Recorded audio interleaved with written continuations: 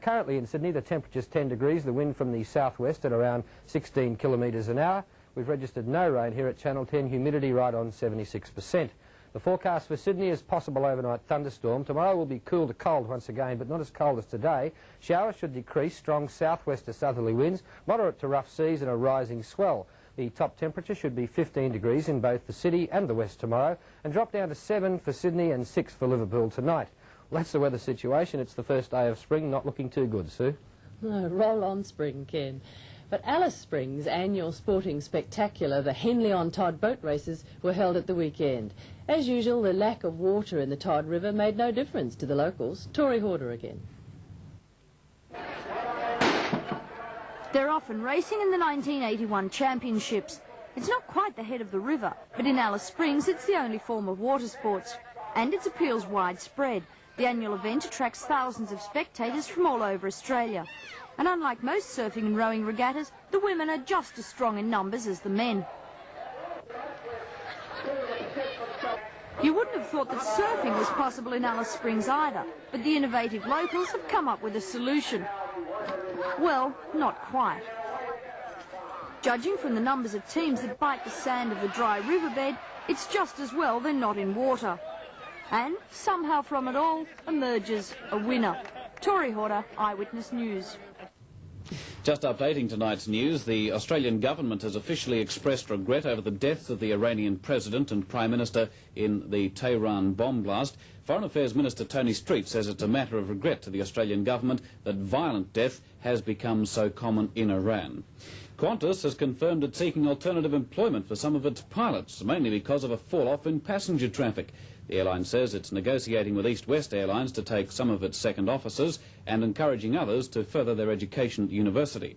And following the destruction of 5 tonnes of incorrectly labelled Australian meat in Singapore, Primary Industry Minister Peter Nixon will hold talks in Melbourne tomorrow to finalise tough new penalties to combat the recent problems with Australian meat exports. And just before we go, for all those of you who are asking about Katrina and her baby, it'll probably be next week before you can see them, as they both still need all the rest they can get. But that's Eyewitness News for now, and we'll be back at 6 tomorrow evening. And don't forget our next scheduled bulletin with Tim Webster and Good Morning Australia at 7 o'clock. Until then, keep smiling. I'm Sue Kellaway. And I'm Ron Wilson. Have a very pleasant evening. Good night.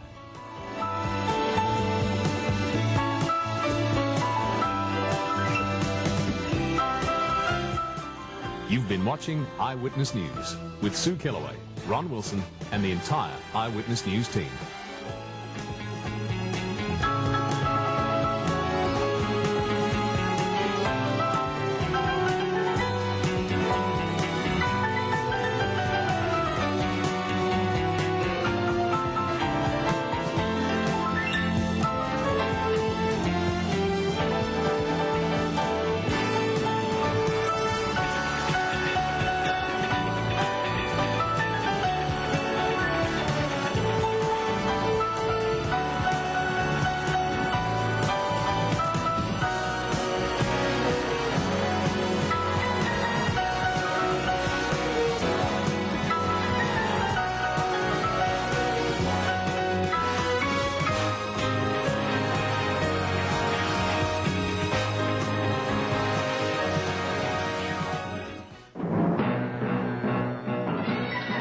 Tonight, 10's Wettest Day for top entertainment.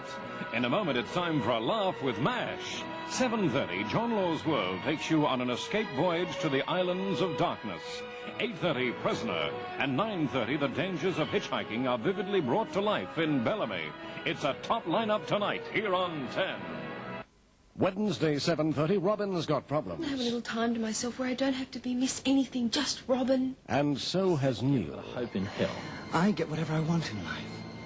And I want your lady, and there's nothing you can do about it. The Restless Years, Wednesday, 7:30.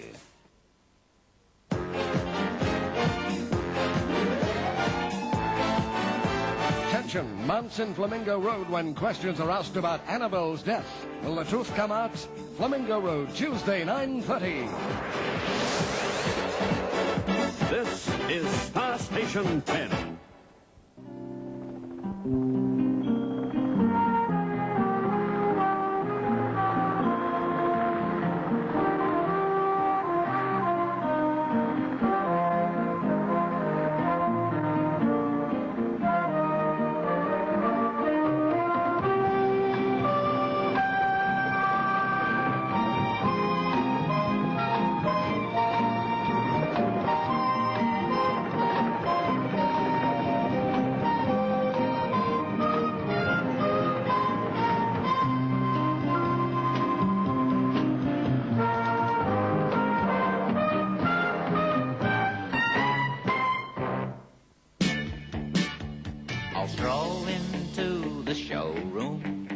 and say, I'll have that red Ferrari, please.